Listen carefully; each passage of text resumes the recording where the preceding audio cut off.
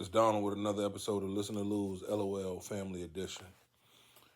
Something happened very interesting earlier today. I was talking to my son and my cousin, and he made a comment as he was talking about me to my cousin that, man, your dad is really lucky to be, kind of where he is and to achieve the level of success that he has achieved. You know, it's several different ways that one could look at that. Coming from my cousin, I was cool with it because I understand him. Uh, but clearly, nothing um, where I am had nothing to do with luck. It had everything to do with um, determination and dedication. I realized at a real young age that you will be the sum total of the energy, effort, the decisions, and your willingness to forge through difficult situations. Like your life will be the sum total of those things. And, you know, but I was always willing to push, throw stones, and do whatever it took, unwavering faith and sacrifices. Just a quick story of just my ultimate determination and dedication to, doing the things that I wanted to do. Um, I came up with this Game Hawk mobile app. No money. I'm uh, training, doing training in basketball, saving up some money, trying to get Carmelo Anthony to be on board to be one of my investors.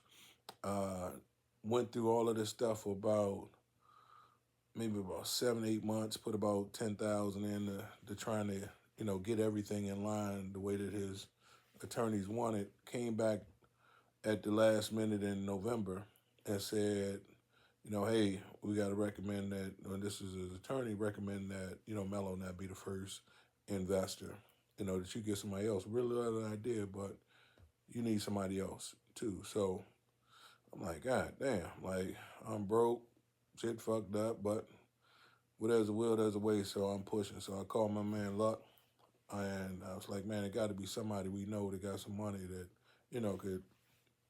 could help us. Luck said, man, what about Andrew Rofe? I was like, shit, man, I ain't talked to Rofe in like 25 years. Andrew had a brother named Willie Rofe that played in the NFL, was a Hall of Famer.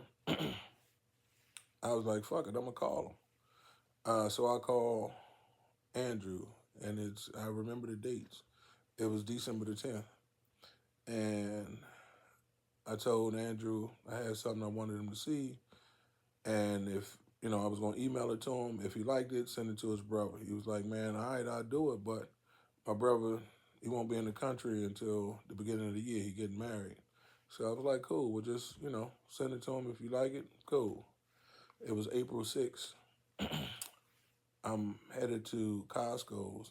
I get a call from Willie Rofe, and Willie says, man, Andrew sent me what you did and what you got. Like, man, I think that's really good. But, I ain't seen you in 25 years.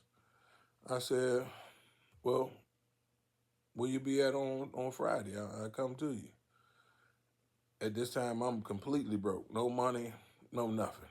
He says, well, I'm in California, but you can fly into L.A. or Long Beach uh, to get to me. I said, cool. I'll be there on Friday. I hung up the phone. I proceeded to um, pawn one of my favorite bracelets and rings that I have now, and I was able to get back. Got a buddy pass to go to Phoenix with the idea that I ain't have enough money to, get all the hotels and the rental car and everything that I needed.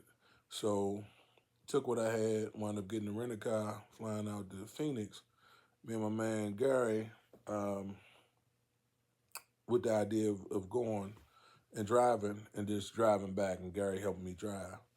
So I fly out to Phoenix on Thursday, hit Willie with a text, man, I'm in Phoenix. I'll be, you know, in California tomorrow.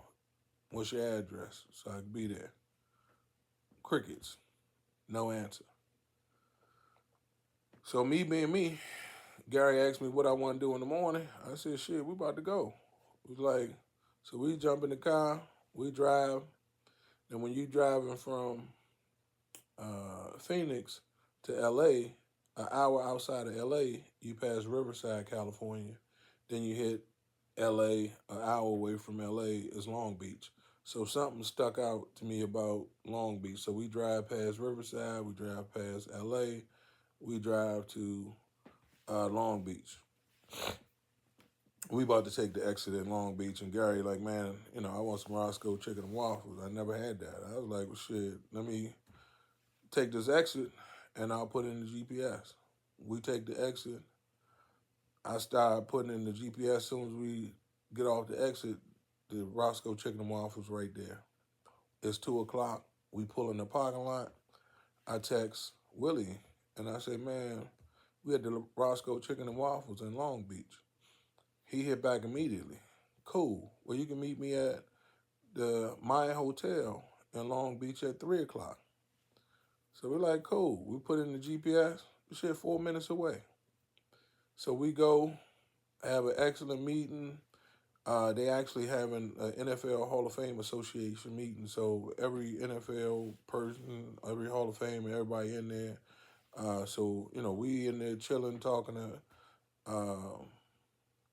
Willie. Everything going excellent.